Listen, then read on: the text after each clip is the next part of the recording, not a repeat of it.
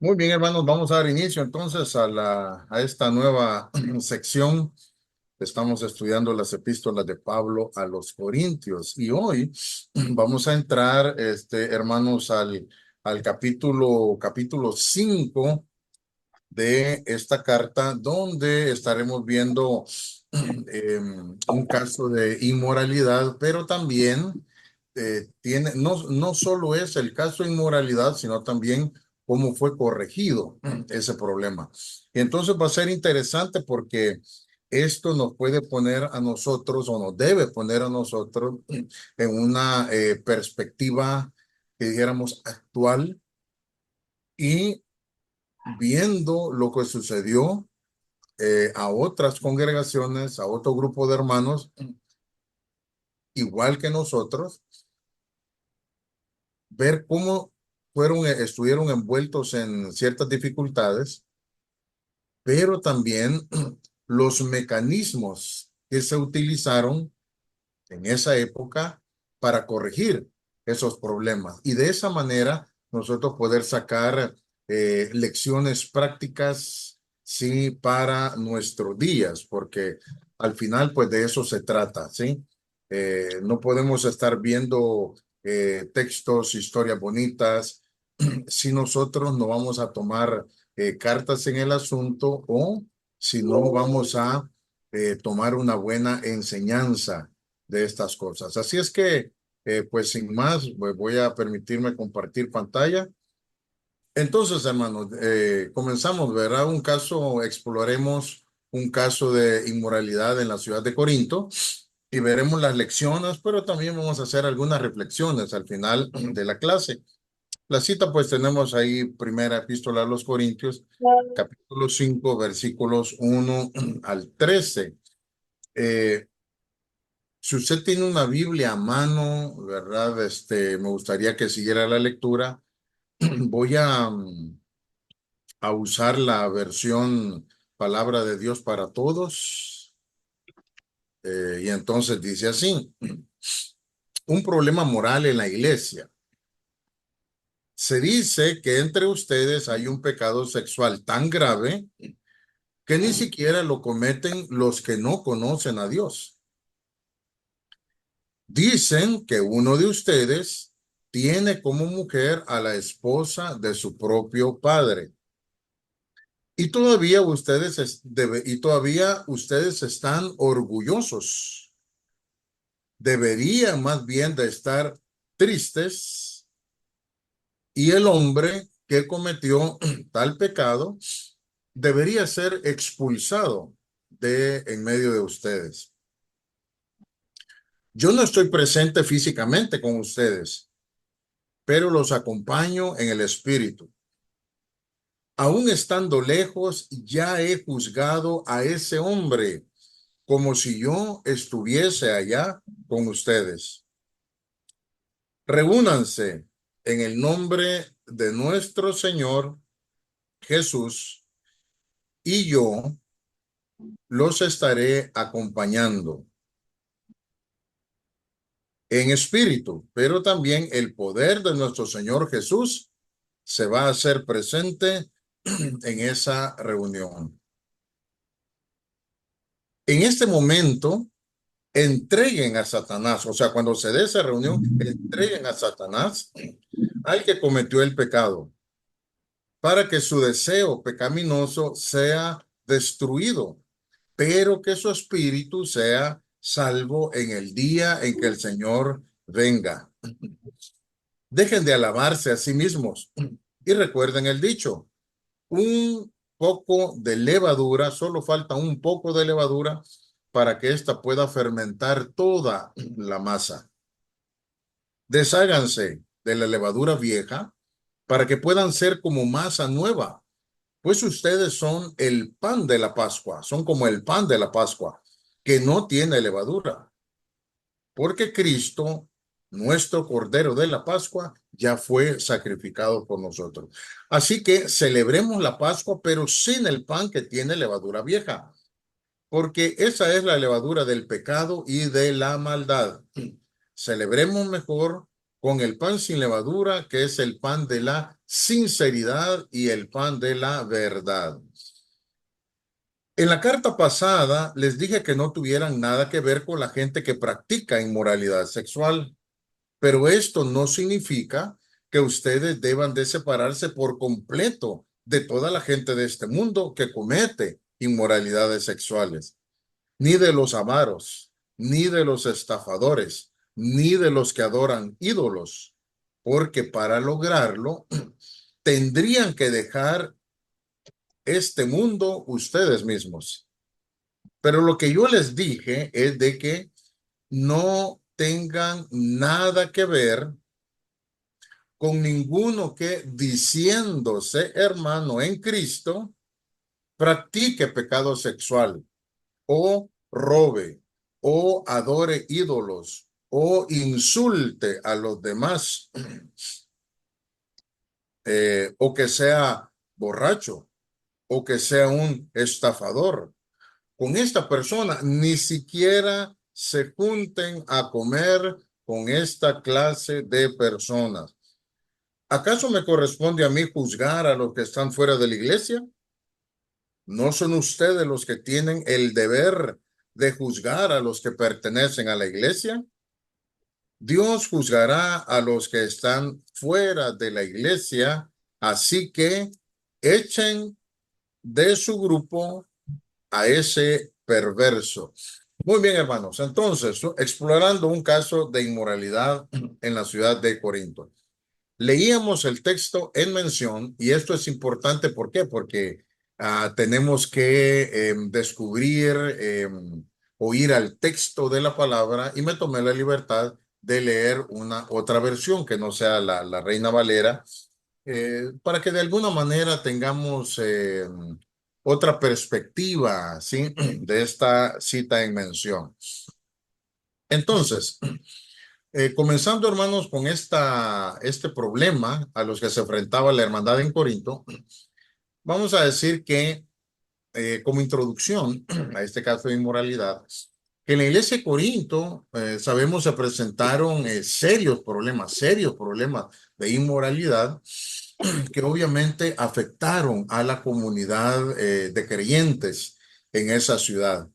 Entonces, hermanos, este tema nos invita a reflexionar, pero a reflexionar de una manera seria sobre las consecuencias, ¿sí? Las consecuencias de tales acciones en aquella ciudad y para la hermandad allá en Corinto, pero también de la relevancia que puede tener para nosotros hoy en día.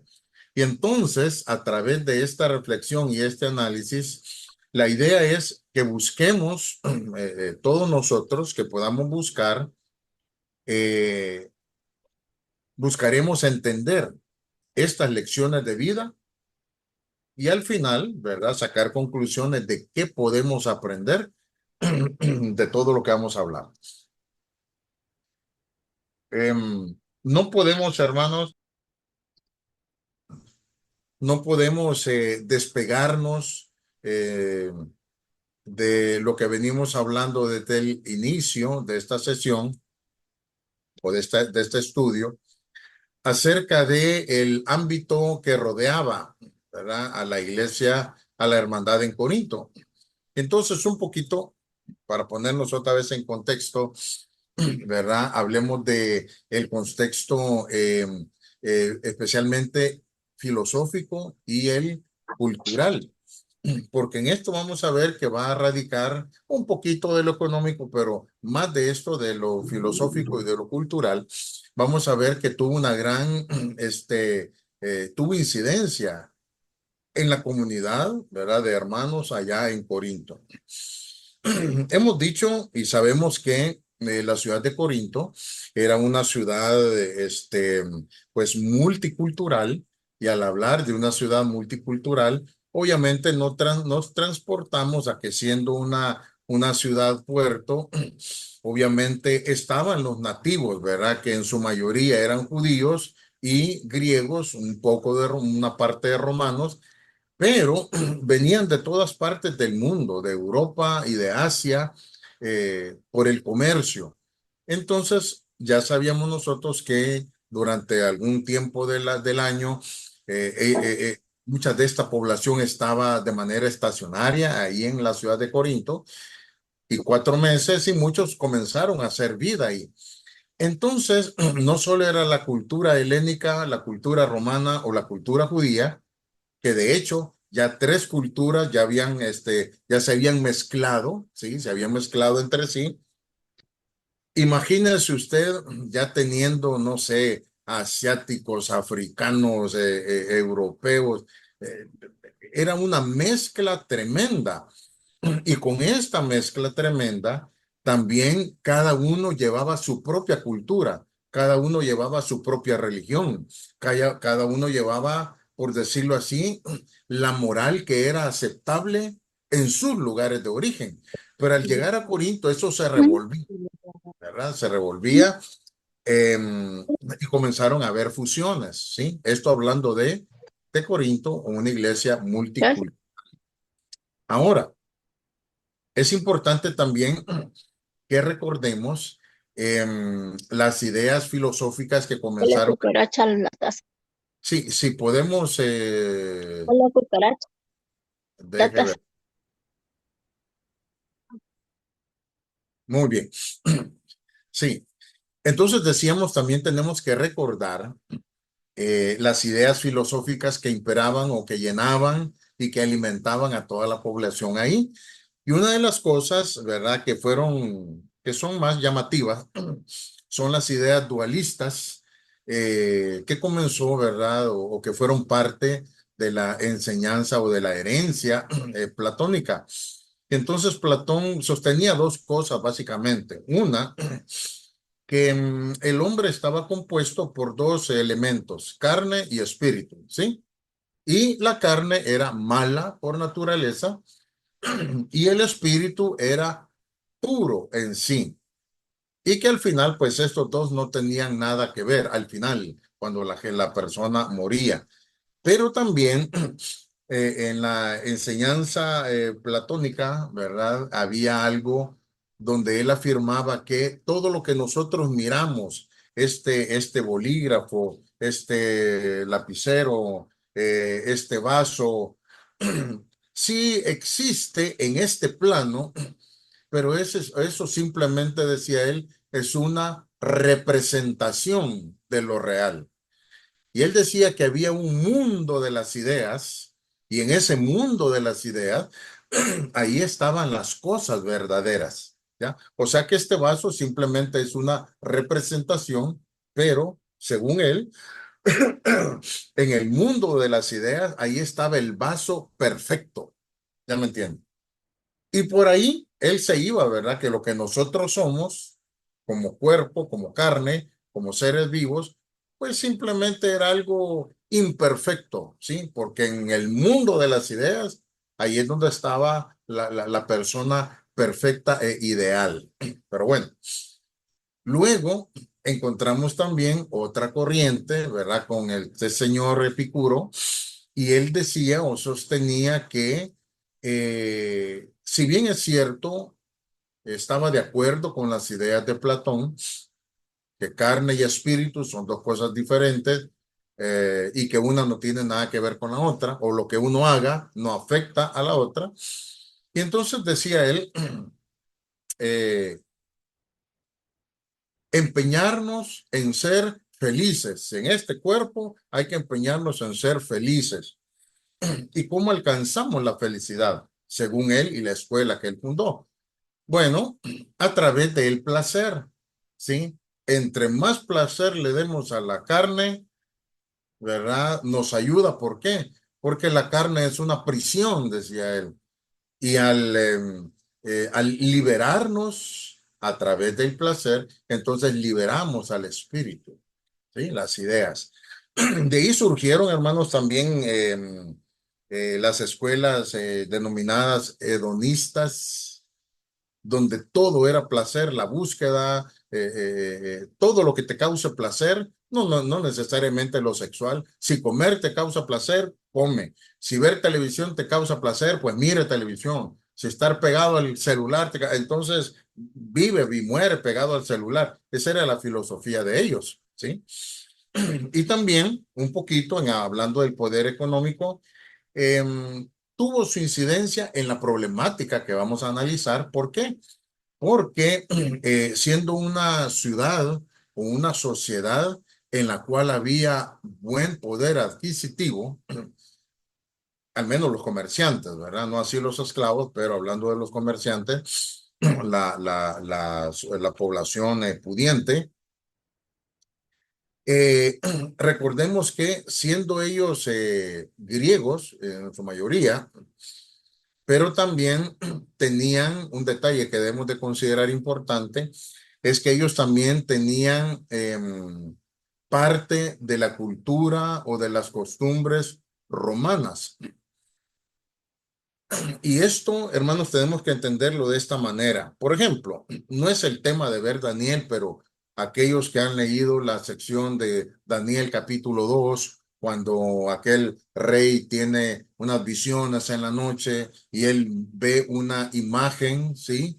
Compuesta por cinco diferentes tipos de materiales. Y entonces, cuando Daniel pues da la interpretación al rey por parte de Dios, Daniel es claro y habla de una sucesión de reinos, ¿sí? La cabeza era Babilonia, los hombros y los brazos, ¿verdad?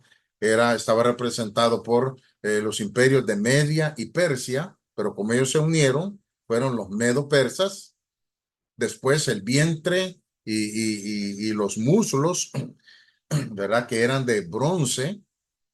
Entonces, si eso representaba o representó el imperio de los griegos, ¿sí? Con Alejandro Magno y sus cinco capitanes. Y después, ¿verdad? Las piernas y los pies estaban compuestos, las piernas por hierro, y ojo acá, y los pies estaban compuestos por hierro y barro cocido, ¿sí? Y entonces en esa sucesión de reinos tenemos entonces Babilonia, los medo-persas, Grecia y el último reino que fue Roma, ¿sí?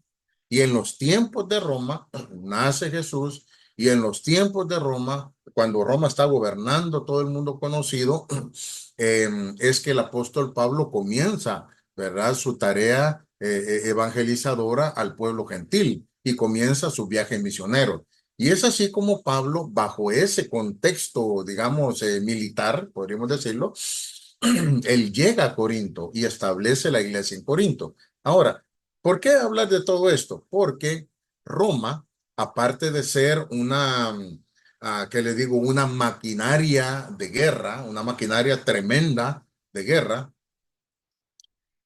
Si usted recuerda en la descripción o en la revelación de Daniel, dice que ese último reino, así como, interesante esto, así como el hierro no se mezcla con el barro, este cuarto reino iba a ser en parte débil y en parte fuerte, porque iban a hacer alianzas humanas, y entonces eso iba, en parte iba a ser débil y en parte fuerte. Parte de las debilidades, hermanos, de Roma, parte de las debilidades de Roma, eh, eran muy dados al libertinaje sexual, pero también algo que minó el imperio era, hermanos, su codicia, su amor desmedido al dinero.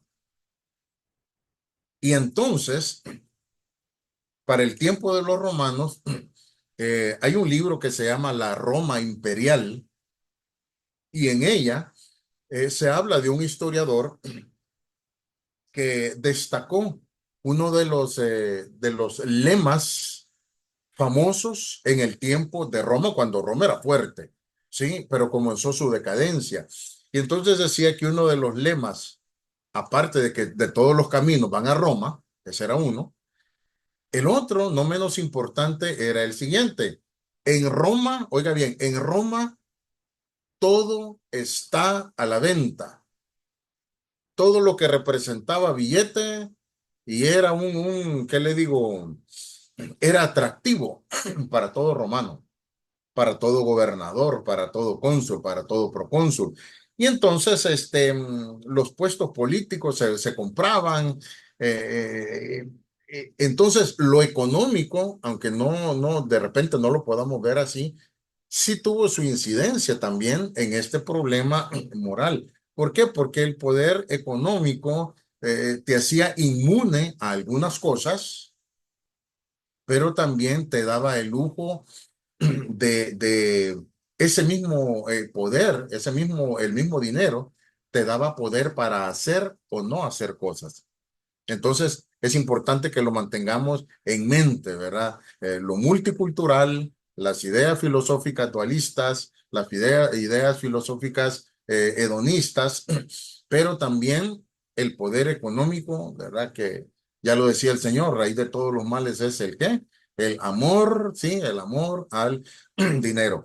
Entonces, estos factores que acabamos de mencionar contribuyeron, mis queridos hermanos, a crear una sopa, un caldo, ¿verdad? De cultivo propicio. ¿Para qué? Para desarrollar un ambiente en esa ciudad, pero un ambiente, vean lo que vamos a decir, un ambiente con una corrupción normalizada, y por eso lo subrayamos, normalizada. Entonces, me gustaría que hablemos un poquito em, acerca de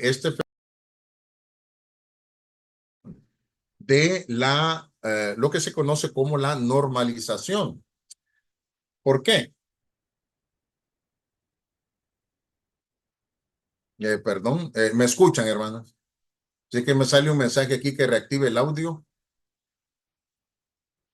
Sí, sí se escucha, hermano, sí se escucha. Ok, ok.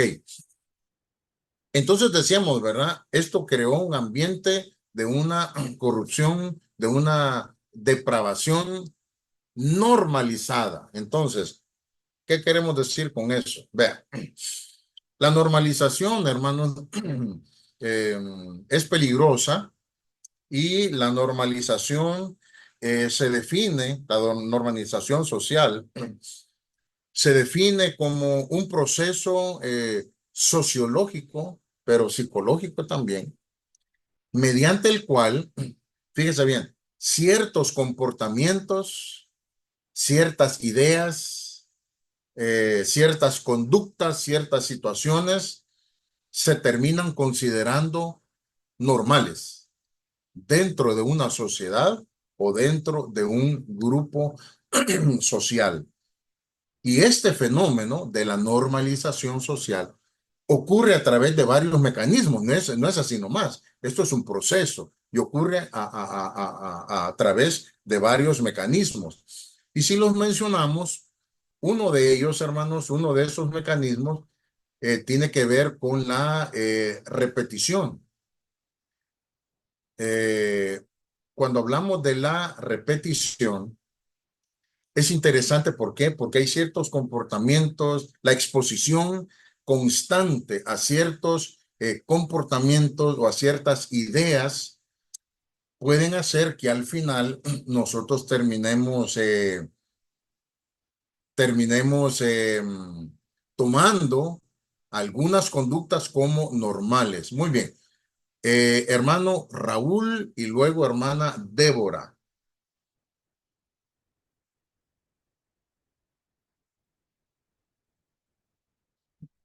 Active su micrófono. Ah, sí. Hermano, gracias. Hermano, este problema de los gays a nivel del mundo, por ejemplo, analizábamos el otro día el problema de las iglesias de Cristo en Costa Rica, donde está aprobado el matrimonio gay, ¿Cómo no? ¿verdad? Es difícil para la iglesia porque estaría en contra de la ley, ¿verdad? Decir, criticar a los gays, aunque no, nosotros como doctrina no reconocemos eso. Así es. ¿estaría entrando esto dentro del el término de la normalización social? Amén. Amén. Claro que sí. Claro que sí. Ya vamos a ver otros ejemplos. Claro que sí, hermano. Claro que sí. Ok, era la misma persona. Entonces sí tiene que ver, pero vea bien, esto no se da de la noche a la mañana. La repetición es uno de los factores o de los mecanismos que se utilizan, ¿verdad?, para normalizar una conducta. Pero también no solo la repetición, sino también las ideologías. Por ejemplo, las creencias, los valores predominantes en una sociedad influyen en lo que se considera normal. Fíjese bien, cuando hablamos de ideología podemos hablar también de estereotipos y por decirle algo, ¿qué son estereotipos? Estereotipos son ya, que le digo, algunos esquemas mentales que ya los tenemos como prefijados. Por ejemplo, eh, ¿con qué relacionamos nosotros a una persona de raza negra, digamos, a un cubano, a un dominicano? ¿Cuál es un estereotipo que tenemos de ellos? A ver, Tal vez, hermano, que se creía que eran esclavos o parte de ellos se tomaban como esclavos. bueno, de hecho vienen, la herencia, las raíces de ellos son de esclavos. Pero digo estereotipos, por decirles algo. Oye, un dominicano, oye, ese puede bailar. Ese es un estereotipo. Un dominicano puede bailar. ¿Por qué? Porque nacen, tienen lo que le llaman, tienen swing, ¿verdad? Tienen ¿qué le digo? Adaptabilidad, una facilidad para moverse en el baile. Y uno dice, sí, es que tenía que ser negro. Si de repente hablamos, oye, un colombiano, ¿cuál es el estereotipo que tenemos de los colombianos?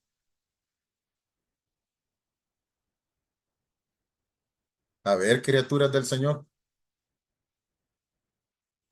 Tienen un físico nato, hermano, cuerpo corpulento, por decir así, agilidad y cosas. Ok, de un colombiano.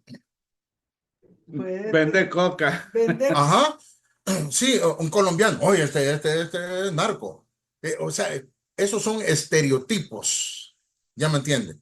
Entonces, las ideologías también ayudan a normalizar una conducta. En ese sentido, pues creer de que un caribeño puede bailar o decimos, oye, un argentino. ¿Qué esperamos de un argentino? ¿Cuál sería el estereotipo de un argentino? Ajá, lo que estás pensando, Jorge. Que son un genio jugando fútbol solo porque es argentino.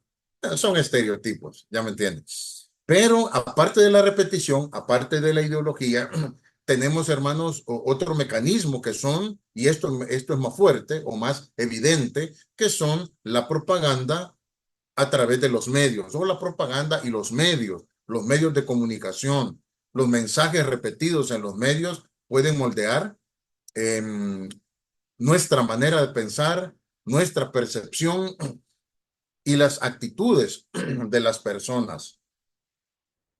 Mire, tanto te bombardean con que, ¿qué te digo? Cigarrillo, la cerveza de los nicaragüenses, la toña, ¿me entiendes? Y entonces es un bombardeo que de repente, desde pequeño, vienen observando eso y lo ves en la calle, entonces ya no solo jugamos con la repetición, sino con la propaganda y los medios, sino también con la repetición. A lo mejor en casa, papá o el hermano mayor tomaba, y entonces eso nos va marcando a un grado en que consideramos como normal, o podremos considerar como normal, que alguien tome. Pues sí es normal si todo el mundo lo hace, ¿ya me entiendes? Y finalmente la conformidad social, y esto es bien interesante, ¿por qué? Cuando hablamos de la conformidad social, estamos hablando, hermanos, de aquellas personas o las personas de cómo las personas, perdón, tienden a adaptarse a las normas, oiga, y a las expectativas del grupo para evitar el rechazo social. Acá hablamos de otra manera, dicho de otra manera, de ahí una presión de grupo. No sé si a ti te ha pasado en tu centro de trabajo, ¿verdad? Que es muy común. Lunes trabajo, martes trabajo, miércoles trabajo, jueves ya se va vislumbrando que jueves es viernes chiquito y viernes, desde que amanece viernes, todo el mundo te bombardea y tú te la crees, es viernes y ¿qué? Y el cuerpo lo sabe, todo el mundo feliz porque es viernes y el cuerpo te pide, ¿qué te pide el cuerpo? ¿Qué te pide el cuerpo? ¿Me entiendes? Y ya cuando van saliendo de las oficinas, ¿verdad? Y no me lo negará, van saliendo de las oficinas, todo el mundo va viendo, hey, ¿dónde nos encontramos? Hey, nos miramos allá. Sí, hombre, voy a ir pidiendo ya los 3 cubetazos. Ya llegaste y todo. O sea, y eso no es un viernes, es todos los viernes del año, ¿sí? Llega un momento. Claro, esto no es justificación, ¿verdad? Pero estamos hablando del proceso o los mecanismos de la normalización. Pero va a llegar un momento en que eso es normal. Mira, tuvimos un miembro en nuestra congregación, entonces ella comenzó a trabajar en una dependencia X y le estoy hablando hace 20 años. Y cuando esta joven comienza a trabajar en ese lugar, pues ella entusiasmada, pues porque era un buen lugar y tenía un buen puesto. Sin embargo, son de esos lugares donde es un solo piso y no hay divisiones, o sea, no hay cuartos, sino que solo hay como ciertos, ¿qué le decimos? Como separadores, como biombos, pero si tú te levantas de la silla, puedes ver a los demás. Y entonces escuchas muchas cosas, ¿verdad? Y están ahí. Pero de repente ella como llegaba escandalizada. ¿Por qué? Porque se daba cuenta que algunos compañeros, hombres y mujeres, en los momentos de almuerzo, no iban a almorzar o se comían una galleta y se ponían a ver videos pornos, ¿sí? Y la muchacha escandalizada, "Ay, bueno, allá escandalizada, ¿por qué? Porque se daba cuenta que en la oficina se hacían parejas, pero la mujer estaba casada y el hombre estaba casado, pero en la oficina tenían su pareja, ¿ya me entienden? Y él se escandalizaba también. Luego escandalizada, ¿por qué? Porque miraba que de manera muy escondida habían parejas, ¿qué le digo? Con prácticas lésbicas o homosexuales. Y entonces ella se escandalizaba. Hermanos, el tiempo pasó. El tiempo pasó, el tiempo pasó. Después de 15, 20 años, o menos, quizá, en una ocasión hablamos con ella y le decimos, ¿te acuerdas cómo te asustabas? Ay, sí, hermano Ramón, que no sé qué. Y ahora le digo, pues dice, pues, yo lo veo normal. Esa es la normalización social. Y eso, hermanos, se ha dado, se da y se va a seguir dando. ¿Sí? Entonces, no queremos darle licencia, ¿verdad? Lo que pasaba con los hermanos en Corinto, pero se dio. Ahora, rapidito, hay ciertos efectos negativos, como en todo, acerca de la normalización social. Esto nos puede llevar a perpetuar estereotipos y ya no solo lo creo yo, sino que yo se los enseño a mis hijos y mis hijos, ¿verdad? A sus hijos y entonces es una cadena, ¿verdad? Que no se va a terminar. Em, Aceptación de comportamientos nocivos. Pueden haber cosas como el fumar, ¿sí? El fumar son hábitos nocivos, pero llega un momento en que los consideramos normales. Y aunque yo no fume y está alguien allá a la par y el otro fumando y el otro fumando, sí, hermano, pero yo no fumo. Sí, pero estamos tragándonos todo ese humo que es contaminante, ¿verdad? Y es nocivo para nuestro organismo. Sin embargo, aceptamos esos comportamientos. Hermanos, aceptamos vocabulario nocivo. Dígame usted si no es cierto. De repente te molesta que no te llamen por tu nombre. ¿Sí? Yo estoy acostumbrado a que me llamen por mi nombre. Pero en el círculo donde yo me desenvuelvo, ya no me dicen Ramón, mucho menos hermano Ramón. Me dicen, oye, perro. Y tanto me dicen perro, hermano, que yo después me estoy rascando y muevo la cola también. ¿Ya me entiende? Llegamos a normalizar o aceptar, ¿sí? Comportamientos que son nocivos. Al principio nos puede molestar una mala expresión. Después no nos molesta, y a lo mejor después hasta nosotros la decimos. Ya. También promueve la resistencia al cambio. ¿Ya? La normalización puede hacer de que una vez que yo creo algo y que ya tengo un estereotipo, bien, un esquema mental en mi mente, ya no quiero cambiar. ¿Sí? Porque esto lo he hecho toda mi vida y entonces, ¿para qué lo voy a cambiar? Me resisto al cambio. Y hay desigualdad social y también, hermanos, conformidad y pérdida de la individualidad.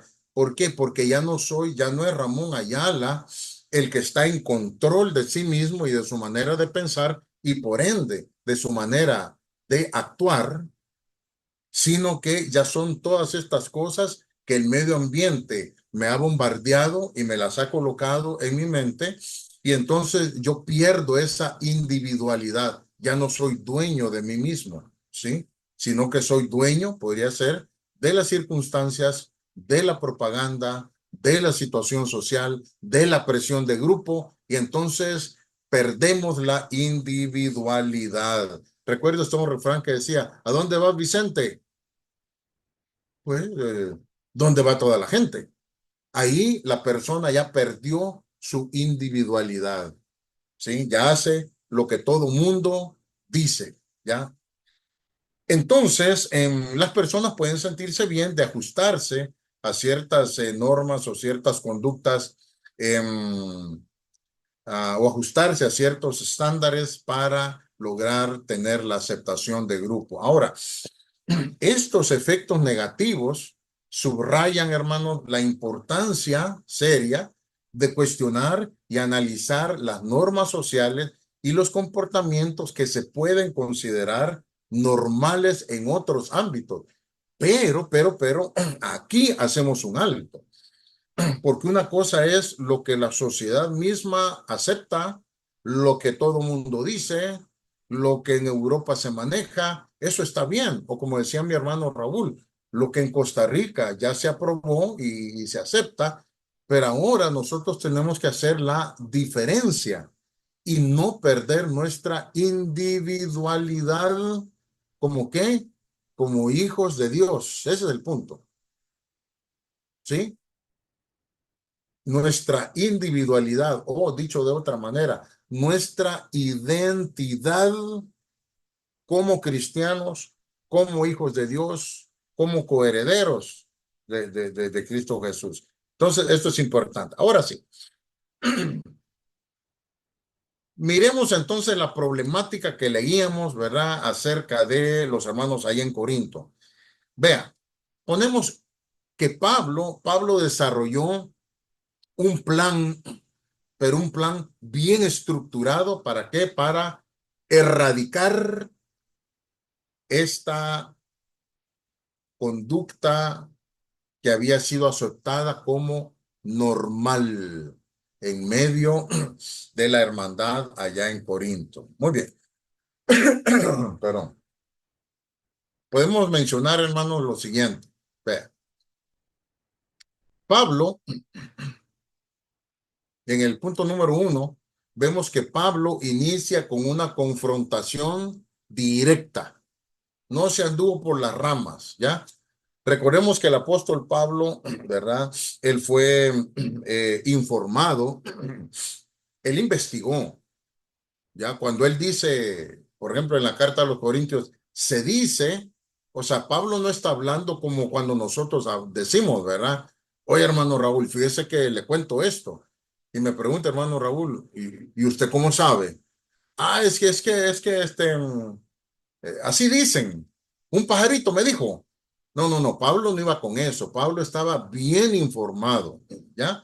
De hecho, tenemos la evidencia, ¿verdad? Textual de que él fue informado por los de la iglesia que se reunía en la casa de Cloé. Y entonces ellos, ese no fue chisme, ese fue un reporte que vamos a diferenciar, ¿verdad? Eso fue un reporte que llevaron los hermanos de la casa de Cloé. Pero aparte de ellos, la Biblia también, bueno, eso está en 1 Corintios 1:11, pero también la Biblia destaca, la palabra destaca que a la casa de Éfeso, ¿sí? Donde Pablo estaba viviendo y donde él escribió esta epístola, llegaron 3 varones. Uno de ellos era Esteban, otro se llamaba Fortunato y el tercero se llamaba Acaico. Y entonces en 1 Corintios 16:17 encontramos eso. ¿Ya? Y un tercer argumento. Hay, por ejemplo, 1 Corintios capítulo 7, versículo 1, no dice explícitamente, pero podemos inferir, deducimos por ese texto, 1 Corintios 7:1, que si no hubo otra carta, hubieron otras cartas de las cuales no tenemos registro. Ya, una carta a lo mejor perdida entre los corintios, porque cuando Pablo habla así de lo que ustedes me preguntaron, pero no se sabe quién llevó esa correspondencia, cómo se le hicieron llegar, qué hablaba en esa correspondencia, pero Pablo lo menciona. Pero entonces queremos decir, ¿verdad? Que Pablo, cuando elabora un plan bien estructurado, él estaba bien informado de lo que estaba sucediendo allá. Y entonces el primer paso es una confrontación directa al problema. Pablo no evitó el problema, sino que lo abordó de manera recta, ¿sí? Sin medias tintas, señalando de una buena vez la gravedad del pecado en la cual estaba inmersa los hermanos ahí en Corinto. Pero también, no solo señalar el pecado, sino también la necesidad urgente de tomar acciones inmediatas para solventar este problema. O sea, no darle largas al asunto.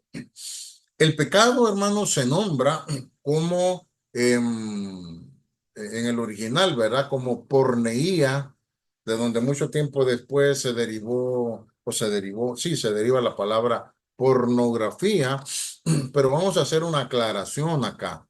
Porneía literalmente se traduce como fornicación, pero debemos de entender, mis hermanos, que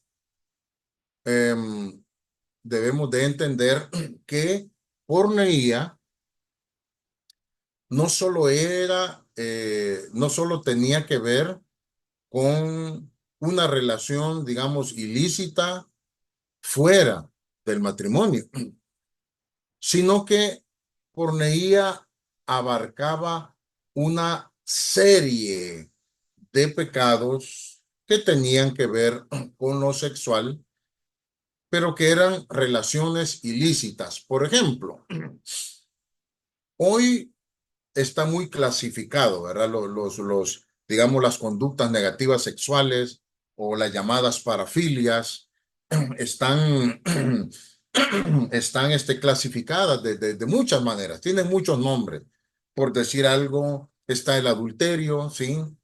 Está el homosexualismo, está el lesbianismo, está la zoofilia, tener sexo pues con animales, está la necrofilia, tener sexo con muertos, con cadáveres, ¿me entiendes? Entonces hay un abanico tremendo, pero todo eso está encerrado en porneía, para que lo entendamos, ¿sí? Entonces, porneía abarca cualquier relación sexual ilícita. De ahí póngale el nombre que se le ponga. Ya, en este caso, el idioma, ¿verdad? En el idioma castellano, pues sería la relación de dos personas solteras fuera del matrimonio, pero sin embargo, como dijimos ya o explicamos ya, la palabra tiene un sentido mucho más amplio y puede comprender varias clases de inmoralidad sexual. Ahora, al confrontar Pablo, él hace dos confrontaciones. La primera, confrontar la antes que confrontar al pecador, al hermano que estaba cometiendo este pecado, él confronta la indiferencia y el envanecimiento de los miembros de la congregación.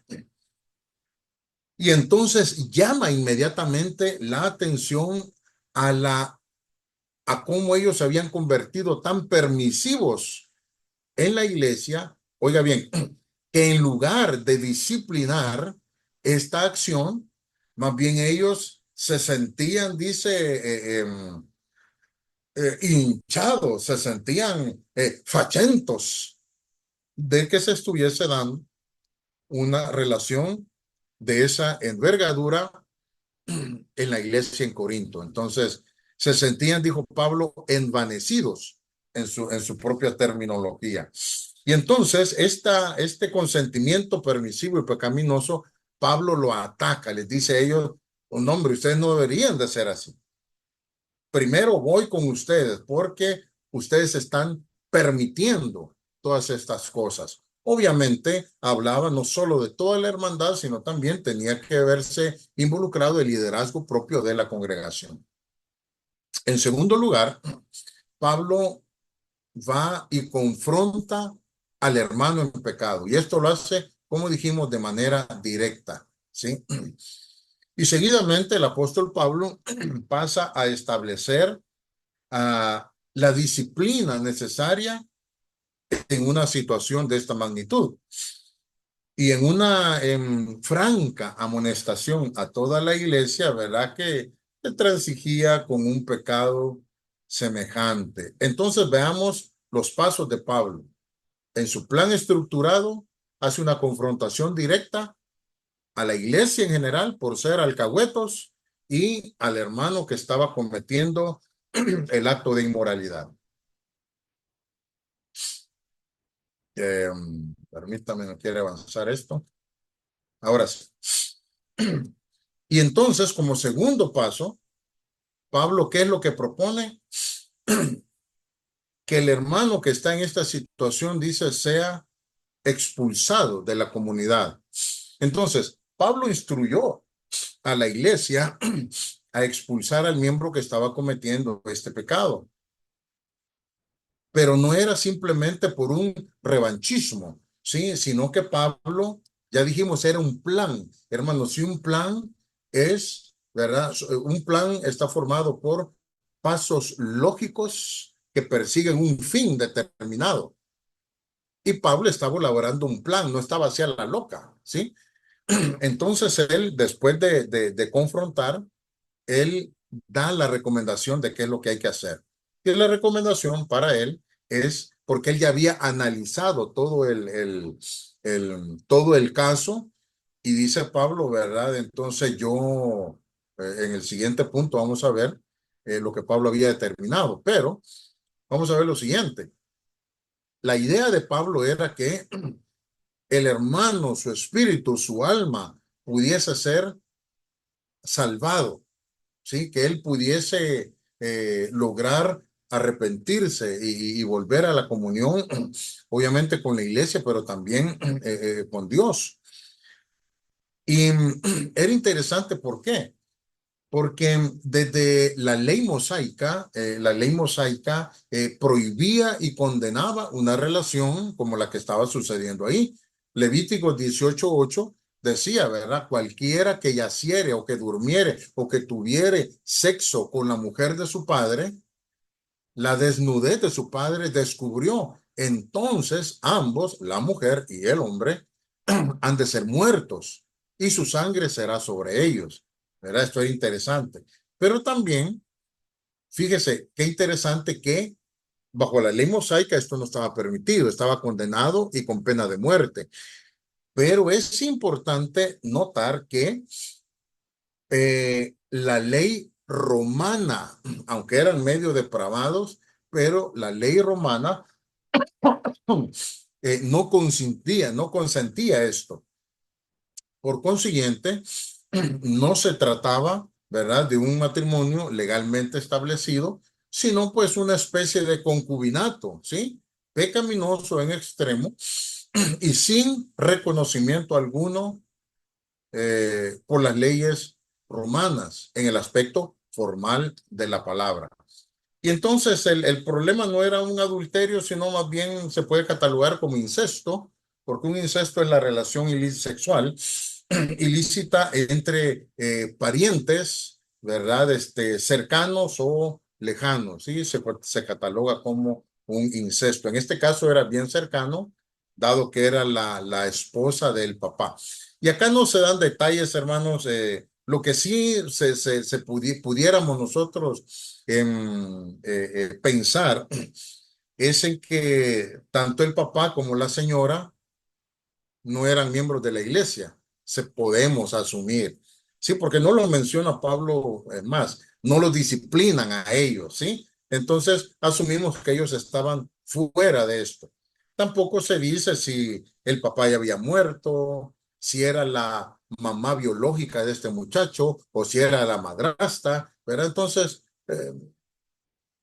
todos coinciden en que era madrastra y que ellos no eran parte de la comunidad cristiana, solo el joven o el hombre que estaba en esta relación. Y entonces Pablo dice que se ha expulsado. ¿Por qué? Porque él dice, yo ya he juzgado al que tal cosa ha hecho. Y entonces Pablo deja ver su autoridad como apóstol, su autoridad guiada por el Espíritu Santo, y entonces se pone de manifiesto, verá, la decisión anterior de recomendar que lo saquen. La decisión sobre lo que había de hacerse con el incestuoso, el hombre que estaba en pecado, pues no era cuestionable ni tampoco negociable, sino que había de actuar de manera inmediata. Entonces Pablo le abre los ojos a la comunidad y al liderazgo. Y exclama Pablo y dice, un hombre, este tiene que ser entregado a Satanás, que es la forma más parecida o más común de referirse a la excomunión. Porque recordemos que si Pablo lo que iba buscando era la restauración de esta persona, entonces la frase entregarlo a Satanás no podían decir, como algunos han argumentado, que esto era entregarlo y que Satanás se lo comiera y que el hombre se muriera, ¿verdad? Porque si no, estaríamos también pensando, ¿verdad?, en las ideologías filosóficas que habían, que el cuerpo iba a ser destruido y el espíritu, todo lo que habías hecho en la carne, no importaba porque tu espíritu era puro y él iba a ir, qué sé yo, al cielo sin ninguna mancha. Entonces esto contradice lo que Pablo tenía en mente. La idea de él entregarlo a Satanás es, dicho de esta manera, separarlo de la comunión, ponerlo aparte de la convivencia congregacional y dejarlo afuera. Me imagino, viene a mi mente, hermanos, como cuando nosotros hablamos de el que habita al abrigo del Altísimo morará bajo la sombra del Omnipotente. Pero quiere decir que si yo estoy bajo esta cobertura, entonces tengo ese resguardo. Fuera de ella, ya no lo tengo. Y en este caso era lo que Pablo estaba recomendando. Ahora, debemos de también analizar o recordar que fuera de la iglesia, hermano, dentro de la iglesia, el terreno es de Dios, de Jesús, del Espíritu Santo. Fuera de la iglesia, entonces el terreno es del maligno. Ya lo dijo Juan, ¿verdad? Primera de Juan 5:19. Sabemos de que este mundo está, ¿qué? Bajo el maligno, está en manos del maligno, ¿sí? Entonces, Satanás también así le dijo a Jesús cuando lo llevó a aquel monte alto y le dice, mira, aquí está toda la gloria y la riqueza de los reinos. Yo te la puedo dar. Oiga, porque a mí me pertenecen, le dijo Satanás. ¿Sí? Entonces, cuando Pablo dice, hay que expulsarlo, hay que entregarlo a Satanás, la idea era esa, ¿verdad? Excomunión, fuera de contacto de la comunidad cristiana, quedaba solo con el objeto de que él pudiera recapacitar. Pero después de esto, Pablo también hace un llamado a la pureza. Vuelve otra vez, cambia de escenario y cambia de el que estaba cometiendo el pecado que él ya definió, hay que sacarlo, hay que ser entregado a Satanás para que pueda reflexionar. Pero vuelve Pablo y les dice a ellos un llamado a la pureza. Y les dice, les recuerda a los corintios, ¿verdad? Que un poco de levadura, que ellos deben de ser muy cuidadosos, porque un poco de levadura puede leudar toda la masa.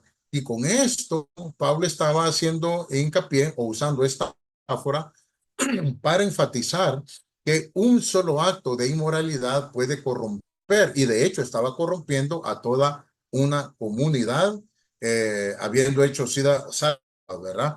Por el sacrificio de Cristo, pero se estaba corrompiendo. Y entonces, cuando Pablo dice, no sabéis que un poco de levadura leuda toda la masa, todos estaban en el contexto, o al menos los judíos estaban bien en este contexto. ¿Por qué? Porque este problema, hermanos, era de dominio público. Ah, era algo por lo cual se estaba reconociendo la iglesia en Corinto, ¿sí? Y entonces los creyentes o la población judía también recordaban de, hablemos de las fiestas, ¿verdad? Antes de iniciarse la Pascua o de celebrarse la Pascua, estaba la fiesta de los panes sin levadura, que durante 7 días el pueblo o en el pueblo, o en el campamento, no podía encontrarse nada de levadura. Y ellos comían el pan sin levadura. Posteriormente, esta figura del pan sin levadura, lo que nosotros utilizamos ahora cuando celebramos la mesa del Señor, representa, ¿verdad? O está representando el cuerpo de Jesús que sin pecado. Entonces Pablo les dice, ustedes deben de ser una masa, pero sin levadura, porque son el cuerpo de Cristo.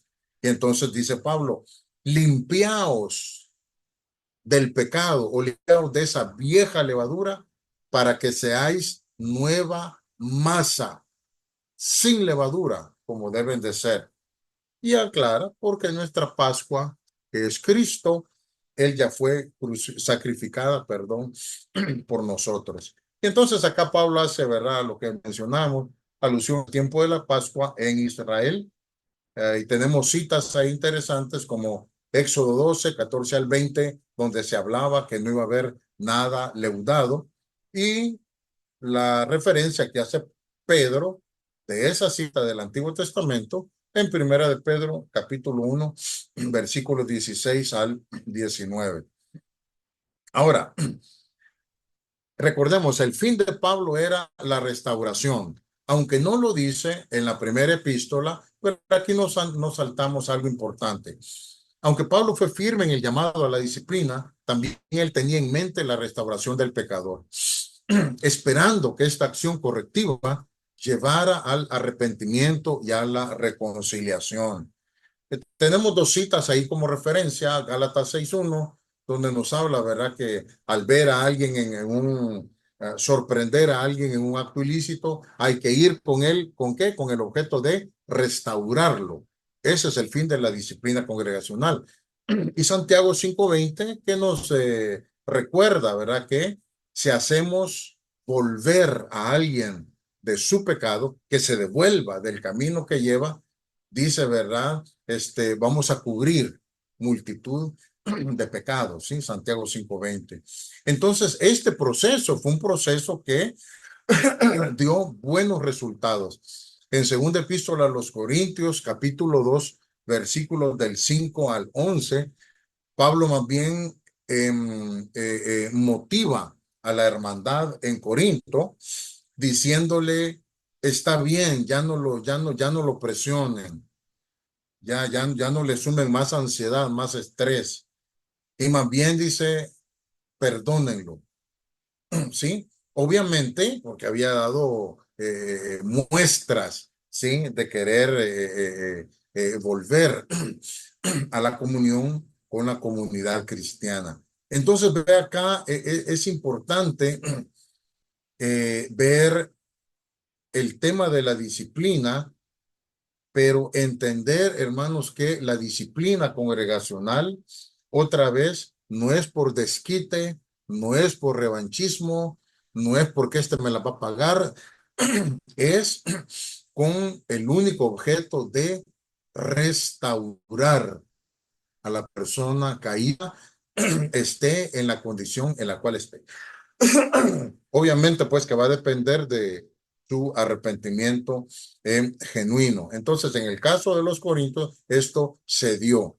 Y esto quiere decir que el plan que diseñó Pablo, el plan que formuló Pablo, funcionó. Ese proceso funcionó a cabalidad. Cerramos diciendo, número 5, ¿verdad? Pablo invitó a cerrar el círculo y él les dijo, prohíbe aquí, hermanos, ¿verdad? Tener amistad o comunión, pero él les aclara, ¿verdad? Él les dijo, bueno, yo no les quise dar a entender que no se juntaran con los fornicarios de este mundo o con los ladrones de este mundo, porque de ser así, dice él,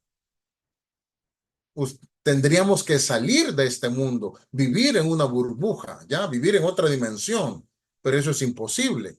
Pero vea el interés de Pablo, hermanos, y aquí hay algo importantísimo, con esto cerramos. El apóstol Pablo, aparte de delimitar o de definir cuál iba a ser la medida correctiva para el que estaba en pecado, después de hacerles un llamado a los demás que no estuviesen alcahueteando pecados, cierra Pablo y les dice a los demás que se cuiden. ¿Por qué? Yo les dije, dice Pablo, que no se junten. Y acá, hermanos, una reflexión tremenda para nosotros. Que no se junten con ninguno que llamándose hermano lleve una vida desordenada. Y esto es bien importante. ¿Ya? Entonces la idea no solo es alejarnos de todo el mundo, porque pues no tendríamos amistades. Pero hermanos, acá esto es algo tremendo. A veces podemos tener en nuestras congregaciones hermanos que andan desordenadamente y no decimos nada o nos hacemos de la vista baja, gacha como decimos, o seguimos manteniendo una íntima relación con este tipo de personas. Y no solo voy a hablar, hermanos, del que es que vive en una promiscuidad sexual, pero voy a hablar, nosotros a lo mejor conocemos de hermanos en nuestra congregación que todavía tienen el hábito de fumar, hermanos, que tienen el hábito de tomar, oiga, que son chismosos a más no poder, ya, que siembran cizaña entre los hermanos. Esta gente se llaman cristianos, pero viven desordenadamente. Tenemos hermanos que son buenos para prestar dinero, pero nunca pagan.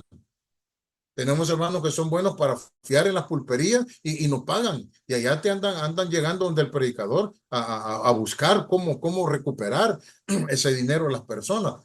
Todos esos hermanos deberían ser sujetos a una medida disciplinaria.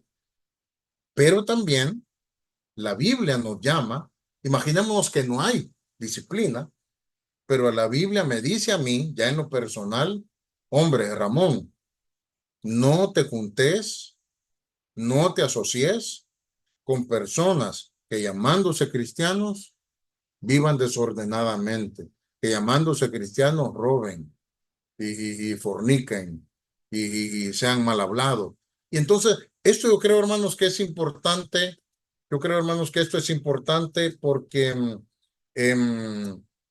A menudo estas cosas las dejamos, permítame, voy a dejar de compartir aquí.